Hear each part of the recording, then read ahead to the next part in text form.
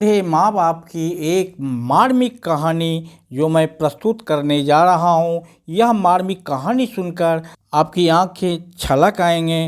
बाबूजी, अगर आपको रोटी खानी थी तो आपको पहले बोलना था। हमारे यहाँ ऐसा नहीं होता कि जब जिसका जो जी चाहा खा लिया। गिनकर बनती हैं रोटियाँ। ऐसा नहीं कि आप जब भी बोल देंगे तो रोटी तैयार मिलेगी। अब लीजिए मेरे हिस्से की रोटी, आज मैं किसी तरह चावल खा लूँगी। और क्या, बोलकर तमक कर उठी शीला और 2 रोटियां रमन जी के प्लेट में बड़ी ही उपेक्षा से रखा और खुद चावल वाली डोंगे से चावल निकाल कर अपनी प्लेट में रखने लगी। रमन जी अपनी बहू का यह रूप देखकर एकदम अवाक रह गए। उन्हें इस अपमान की तो सपने में भी उम्मीद नहीं थी। खैर, शीला का ऐसा विद्रूप व्यवहार देखकर चौंक तो राधा जी भी गई थी, पर उनसे पति का अपमान बर्दाश्त नहीं हुआ। इसीलिए बोल पड़ी, बहू, तुमने अपने हिस्से की रोटी क्यों दे दी? तुम मुझसे ले लो रोटी। रहने दीजिए माँ जी, ऐसा ही था तो पहले क्यों नहीं दे दी खुद की रोटियां?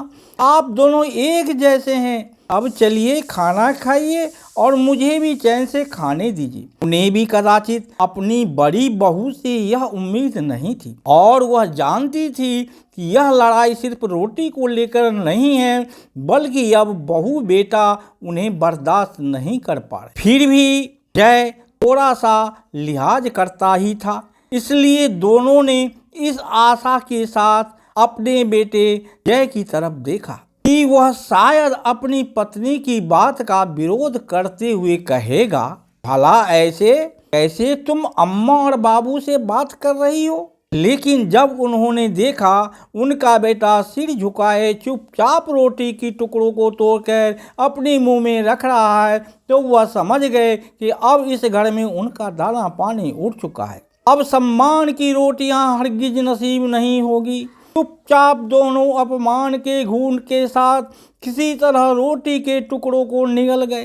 रमन जी ने तो दुबड़ा सब्जी भी नहीं ली, बस किसी तरह रोटी दाल में भिगोकर निगल गए। अगर जरा सा भी खाना छोड़ देते तो फिर सुनने को मिलता कि खाना बर्बाद कर रहे हैं। इधर पति की अपमान से और बेटे की चुप्पी से राधा जी की आंखों से आंसू इस तरह बहे जा रहे थे कि रोटी कुछ ज्यादा ही नमकीन लग रही थी। लेकिन उन्होंने भी बिना एक भी आवाज किए किसी तरह थाली का खाना खत्म किया। खाना खत्म करके दोनों जब अपने कमरे में आए तो कुछ देर तक उनके मुंह से कोई आवाज नहीं निकल रही थी। उन्हें समझ में नहीं आ रहा था कि क्या बात करें।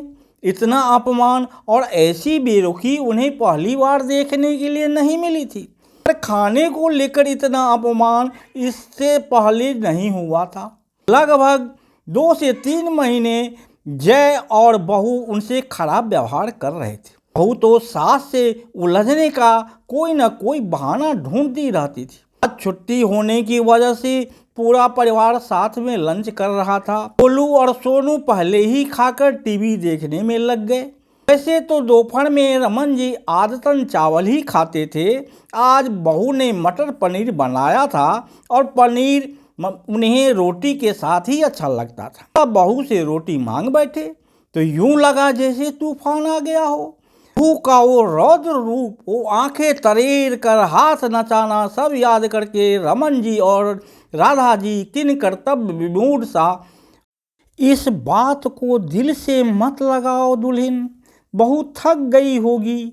फिर मैंने भी खामखा रोटी मांगकर उसे परेशान कर दिया था। जब राधा जी ब्याह कर आई तब रमन जी का बड़ा सा संयुक्त परिवार हुआ करता था। 3 सास और 1 परसास। घर में सबकी लाडली बहू थी। सब उन्हें दुल्हन कहकर बुलाती। तो जाने कब सबकी सुना सुनी रमन जी भी अपनी पत्नी राधा को दुल्हन कहकर बुलाने लगे थे और आज जबकि खुद राधा जी 2 बहुओं की सास थी, फिर ही रमन जी उन्हें दुल्हन छोड़कर और कुछ बुला नहीं पाए। पति के मुंह से सहानुभूति के 2 शब्द सुनने थे कि राधा जी के अब जतन से रोके हुए आंसू निकल पड़े। वो ऐसी हिचकियां लेकर रोई जैसे कोई हादसा हो गया हो। रोते हुए मुंह साड़ी के आंचल से दबा दिया ताकि रोने की आवाज़ कमरे से बाहर ना जाए। रमन जी उनकी पीठ सहलाते रहे। थोड़ी देर बाद जब राधा जी कुछ संजत हुई तो बोल पड़ी, आप अब चलिए यहाँ से।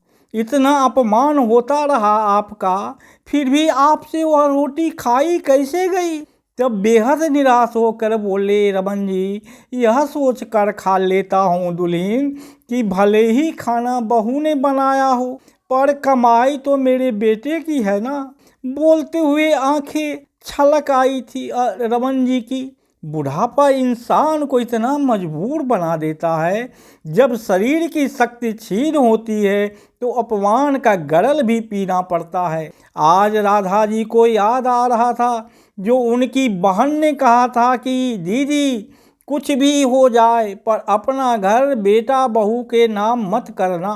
पर अब तो भावुकता में उनसे गलती हो गई थी। अब क्या हो सकता था? दरअसल रमन जी और राधा जी के 2 बेटे थे, बड़ा जय और छोटा विजय। जय हमेशा माँ का लाडला रहा था।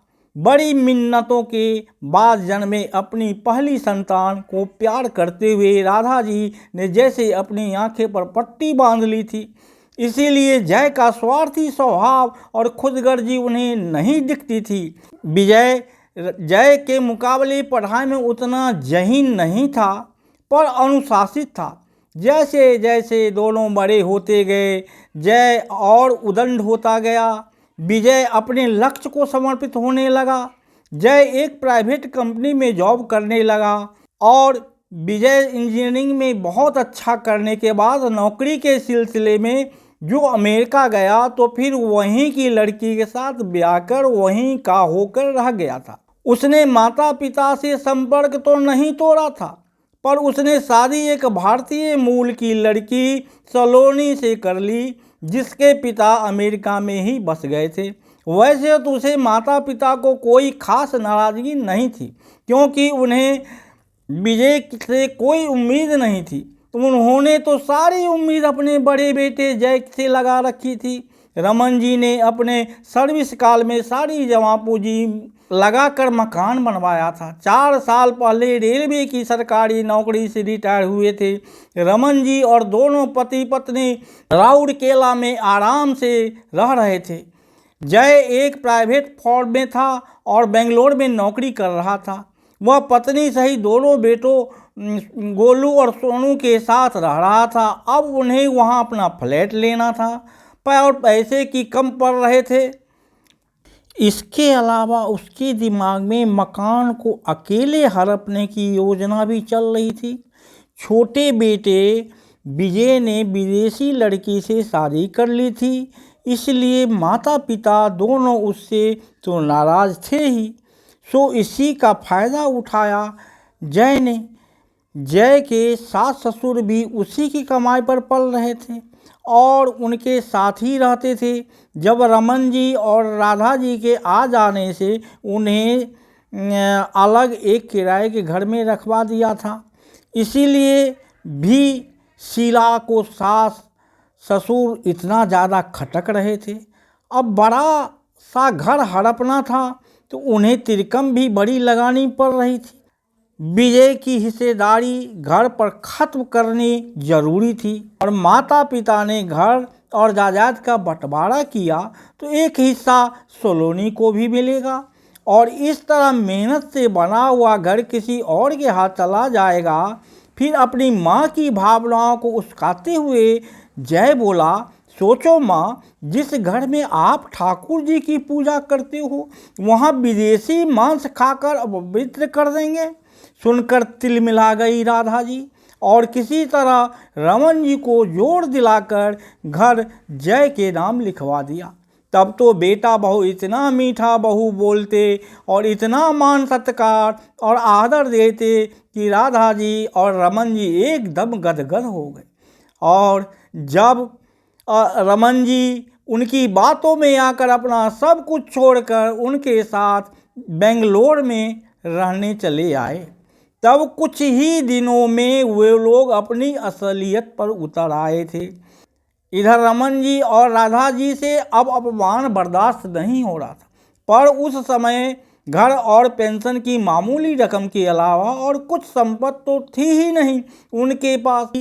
जय के ऑफिस जाते ही घर के बढ़े हुए खर्चे का रोना लेकर बैठ जाती और जब तक रमन जी को बाजार से सामान लाने भेज देती। उन्हें पैसे देने का तो सवाल ही था, क्योंकि बहू उन्हें यह याद दिलाना नहीं भूलती थी कि उन दोनों को आने से घर का खर्चा भी बढ़ेगा और रमन जी को पेंशन तो मिलती ही है। कुल मिलाकर दूध सब्जी का खर्च तो रमन जी उठा ही रहे, अब कभी कभी राशन भी लाना पड़ जाता था। दोनों पति पत्नी सज्जन थे और उनके पैसे बेटा बहू और बच्चों पर खर्च होता, इसलिए कुछ बोल नहीं पा रहे थे। पर ऐसे में पेंशन की सारी रकम कमोबेश राशन पर ही खर्च हो रही थी।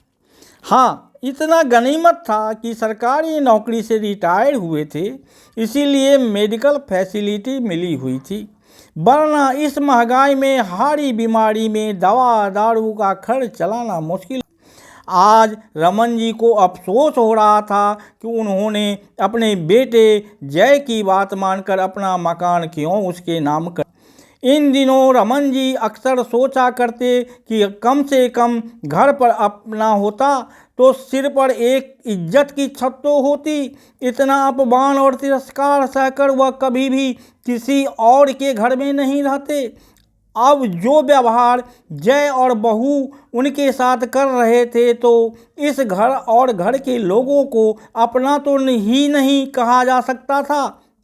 पर रमन जी को वह हवादार घर बहुत प्रिय था, जो अब जय अपने नाम कराकर जल्दी से किसी थर्ड पार्टी को बेच भी दिया था। कदाचित उसके मन में यह बात आई होगी कि अगर घर किसी को बेचा नहीं तो कल को विजय उस पर अपना हक जमा सकता है। तब तो इतना प्यार दिखा रहे थे जय और बहू। रमन जी को लगा कि वह कितने किस्मत वाले हैं जो उन्हें इतने अच्छे बेटे बहू मिले हैं, लेकिन घर उनके नाम करते ही लगभग 2-3 महीने के अंदर ही दोनों के साथ खराब व्यवहार शुरू करना हो गया। सच कहते हैं लोग कि सबसे पहले इंसान अपना रंग बदलता है, गिरगिट तो यूं ही बदनाम है। आज जीवन संध्या में दोनों अपने सूने मन में आंगन को लेकर सोच रहे थे कि अब इसमें उजाला कौन करेगा। पर वो कहते हैं ना कि परेशानी का हल होता है। एक दिन छोटा बेटा विजय का फोन आया तो दोनों संजोग से पार्क में थे। वह भी बहू की प्राइवेसी देने के लिए दोनों निकल आए थे, क्योंकि उनके रहने से बहू का मुंह हमेशा सूजा रहता था। तो जय ने खुद कहा था, अम्मा बाबूजी आप लोग हमेशा घर में मत पड़े रहिए, बल्कि कभी कभी बाहर पार्क वार्क में घूम आया कीजिए, इससे थोड़ा शीला को सुकून मिल जाएगा। वैसे भी दोनों जब घर पर होते थे तो बेटा बहू दोनों की कड़ी नज़र रहती थी कि वह किस बात से बात कर रहे हैं और क्या बात कर रहे हैं। इसीलिए जब घर में किसी का फ़ोन आता था तो वो नहीं लेते थे। आज दोनों पार्क में निकले तो आए खुली हवा में थोड़ी अपना अपमान भूल बैठे थे। आखिर सरल हृदय को जो आज संजोग अच्छा था जो विजय का फ़ोन आया और रमन जी ने सामान्य बातचीत के बाद फ़ोन अपनी राधा जी को पकड़ा दिया। राधा जी ने रोते बिलखते हुए जय की सारी विजय को बता दी। सुनकर विजय स्तब्ध रह गया। यह सुनकर विजय ने माँ बाबूजी को जल्द आने का आश्वासन देते हुए बोला कि पिताजी एक खुशखबरी है, सलोनी माँ बनने वाली है। सुनकर दोनों बहुत खुश हुए। विजय जब आया तो माँ पिताजी की दयनीय हालत देख उसे सारी परिस्थितियाँ समझने में देर नहीं लगी। विजय जान गया था कि यह सब भैया भाभी ने बाबूजी का मकान हड़पने और विजय का हक मारने के लिए किया है, क्योंकि भैया भाभी का व्यवहार उसके प्रति कभी ठीक नहीं था। इसलिए वह उनके घर में भी नहीं ठहरा और होटल में ही रुका था। अब आगे की लड़ाई आसान तो बिल्कुल नहीं थी। छोटा बेटा माता पिता की तकलीफ देख नहीं पा रहा था, यहाँ तक कि भैया भाभी के घर अपने माँ पिताजी से ढंग से बात तक करने को तरस गया था। माँ अपनी डबडबाई आँखों और कांपते होठों से बहुत कुछ कहना चाहती, पर भाभी हमेशा अपना कान उधर ही लगाए रहती कि कहीं विजय माँ पिताजी के कान तो नहीं भर रहा। इसके अलावा विजय ने जब यह चाहा कि जिस होटल में वह रुका है माँ पापा को वहाँ ले जाए, उन्होंने बाज़ार घुमा लाएं, कुछ शॉपिंग करा दें, तो इसकी अनुमति भी भैया भाभी ने यह कहकर नहीं दिया कि अब इनकी उम्र हो गई है, बाहर का कुछ खाएंगे पिएंगे तो तबीयत खराब हो जाएगी। हालांकि विजय और माँ बाबूजी तीनों यह समझ रहे थे इस बात में कोई दम नहीं। बस जय और शीला चाहते थे कि माँ और पिताजी किसी से बात ना करें। अब विजय बाहर रहकर रिश्तों की अहमियत को अच्छी तरह समझ चुका था।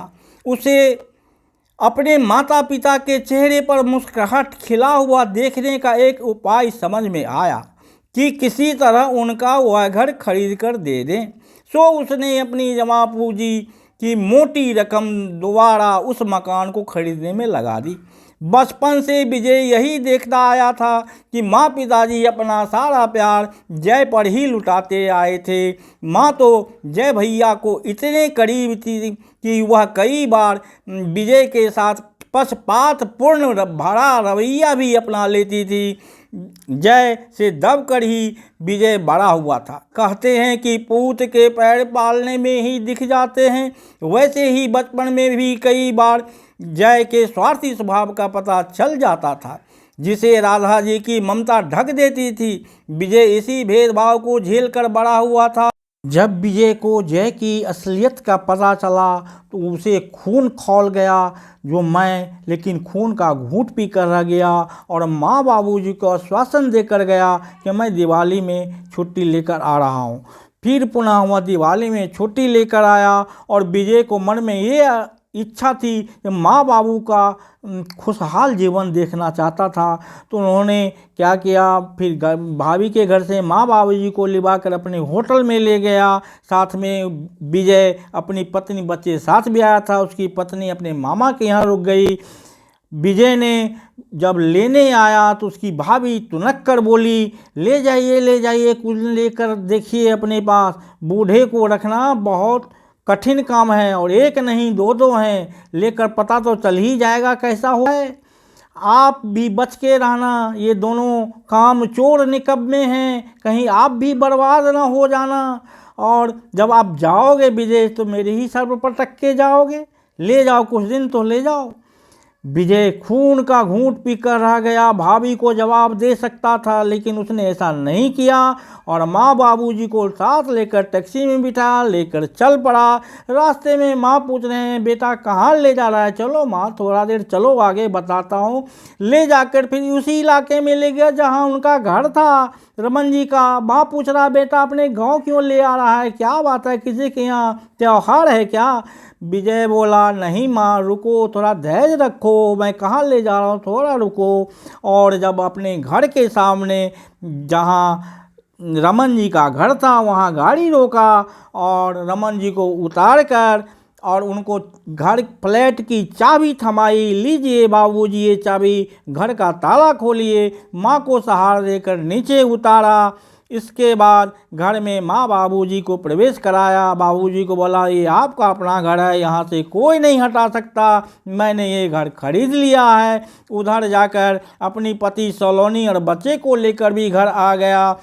राधा जी घर देखकर दीवार से पकड़ पकड़ कर फूट फूट कर रोई, जैसे एक बच्चे से विलाप कर रोती है, क्योंकि उसे वह पुनः घर वापस मिल गई। खुशी के बहाने आंसू टपक रहे थे। घर में चाय का भी सामान रखा हुआ था, क्योंकि रमन जी को चाय पीने की अच्छी आदत लगी हुई थी। तो फिर घर में चाय बनाया गया, सभी खुशीपूर्वक घर में रहने लगे।